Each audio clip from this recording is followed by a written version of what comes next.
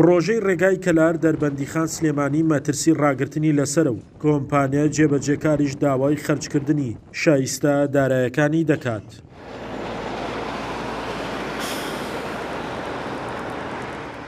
پرۆژەکە بە 2 قۆناغ جێبەجێ دەکرێت و کۆی تێچووی پارەی پرۆژەکەش 138 ملیار دینارە.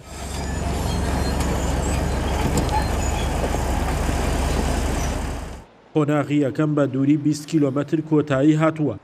قۆناغی دووەم کە دووریەکەی 40 کیلۆمەترە و بە شادەماری ڕێگاکە دادەنرێت پێویستی بە 70 ملیار دینارە و حکوومەتیش تەنها 8 ملیار دیناری بۆ کۆمپانیای جێبەجێکار خەرج کردووە.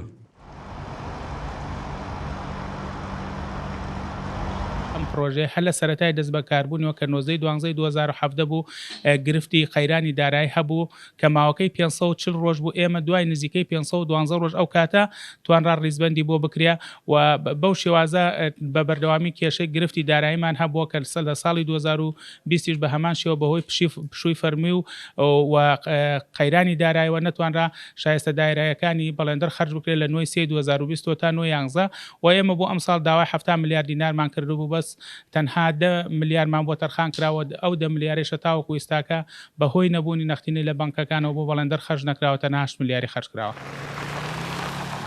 کارکردن لە ماوەی 4 ساڵی پرۆژەکە گەیشتووە بە 55% و ئەگەر بەو میکانیزمەی ئێستا بوجەی بۆ خەرج بکرێت ئەوە 8 ساڵی تری پێدەچێت.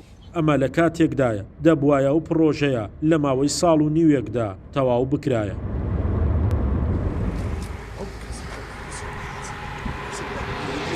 یعنی ماڵین 4 ساڵ و 56 کەواتە 8 ساڵی وێ ئەگەر بەم شێوازە بێ. ئێستا ژێمە بەڕاستی ئیشەکان لە 190 ڕاوەستاوە ئەگەر بێتون بەم شێوازە بڕوە لە 100% ڕایەگرین هەموو ئیشەکان هەنی هەموو چارەکەەکان ڕاگرین لەبەری بۆ بەڕاستی پێمان ناکەت چونکە ئێستاکە کۆمپانیای مستحقەکەەوە 10 ملیاری تر پارەیە بێت وەرگێت سلفێکی تر بکاتەوانێ جار و سلفێمان تاوە نەبوو وەرمان نەگرتووە. ئەمەش پای نەختینی بۆ تهین نەکراوە. ئایندەی تەواوکردنی پرۆژەکە بە نادیاری ماوەتەوە ئەگەرچی چەند جارێک وەزیری ئاوەدانکردنەوە سەردانی پرۆژەکەی کردووە و بەڵێنی داوە شایستە دارایەکانی دوانەکەوێت. ئێستا لەسەر پێگەی پرۆژەی دووسایدی دەربەندیخان کەلارین لە ماوەی ڕابردووە پرۆسی جێبەجێکردنی پرۆژەکە کەمێک خاو بۆتەوە بەڵام خۆشبەختانە بەڵێندەر دەستیان کردوێتەوە بە کارکردن و لە ئایندەیەکی نزیکیشە سەرڕێ ئەو 10 ملیاری لە دوومانگی پێشوو ڕەزامەندی لەسەر کراوە.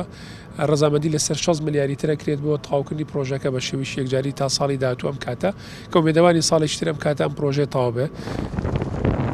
پرۆژەی ڕێگای کەلار دەربەندیخان سلێمانی لە چوارچێوەی پرۆژە استراتیجیەکانی حکوومەتدایە بەڵام لە خەرجکردنی بوجەدا هاوشێوەی پرۆژەیەکی ئاساییە و بەهۆی نەبوونی بوجەشەوە چەند جارێک کارکردن تێیدا ڕاگیراوە.